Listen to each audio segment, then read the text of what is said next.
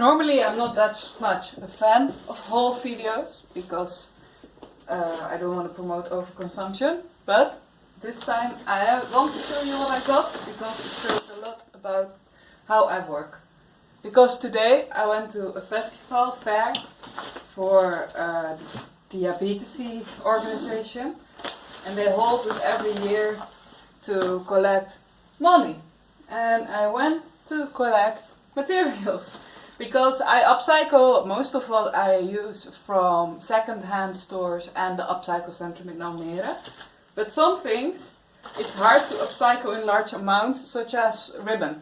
So, and I'm going to do a lot of lesson packages where the ribbon is going to be part of it, because I want to teach children at schools how to make party flags with old clothes. And I was running low on ribbon. So that's one thing I got. And the good thing about this fair is that by buying stuff you raise money for a good cause, and it's second hand because they collect from people who die and donations, like if a crafter gets old and they can't craft anymore, sometimes they donate all of their stuff to this people of the handwerk, of the diabetes, because this event is every year, and then they sell it. So as you can see, I have lots of ribbon. Not all of it is necessarily suitable for all kinds of party flags, but I wanted to have different options. And they also have a thing that you can buy like a whole bag, and then it's you cannot pick. So you will probably also see me using ribbon to adorn quilts in the future. Here are some. These are amazing, green and red, like I promised to find for somebody. I'm not going to show you everything because I guess that will be boring. But yeah,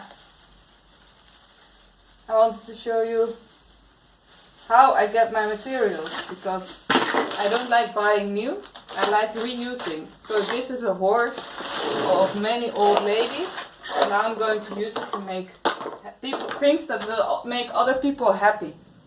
Because quilting is supposed to make you happy. It brings joy even though the world sometimes feels hard. And after that, I had a budget set for myself, because that's also a way to prevent you from overbuying. After that, I went, there's one tent where they have a lot of practical stuff, like the ribbons.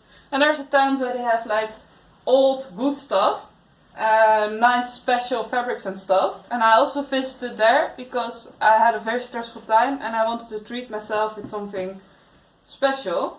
But because I love my work, I also bought work stuff. Because I'm doing a lot of upcycling workshops with clothes, so I bought these two hats.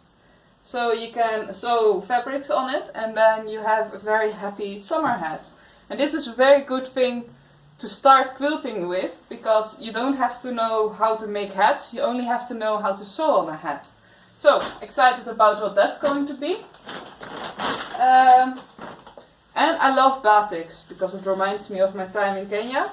And I think I got the idea when I was looking at the pile of batiks to make, and actually one of my coaches / shamans suggested it, to make like prayer blankets, altar blankets, ritual blankets.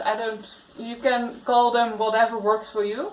And I want to use these batiks for it. This is an angel on it, because I think I want to get back to meditative quilting and slow quilting as well.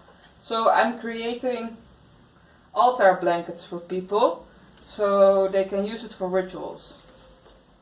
And I think the batiks will be a very good foundation for that. For example, this one as well. But this one is also going to be for the exhibition. I'm going to do two things. Altar blankets, but also blankets to celebrate and to sit on the grass and enjoy holiday time. This one is going to be like that as well, because it's 2 layers together, and then I make them with embroidery thread, like the love blanket, the purple pineapple one. I will post a link in the comments so you can see it. And that one, it's very easy to make. It's handmade. It grows while you work on it. And I do it with interesting fabrics. So this one is very suitable. And this one as well, because it has birds on it. I also got a green batik, because green batiks is not that, I don't have much of it, and I love working with green. And these batiks are the ones I also got for the prayer blanket. Maybe this one as well. I just thought this is a kind of tapestry kind of blanket. And I immediately had an idea that it would be amazing for my own personal soft krachtdeken, or I think it will be amazing black backing to a dramatic quilt. And lastly, I got this one because I was thinking about an exhibition quilt I have to make, where I want to allow people to donate orphan blacks for the krachtdeken project. And this quilt, this embroidery will help me get it done, because it already had the squares. I saw it and I was like, oh, this will make my life easier, so I got it. Because I also love using the handwork of people who went before me. And the last thing I got was also a skirt.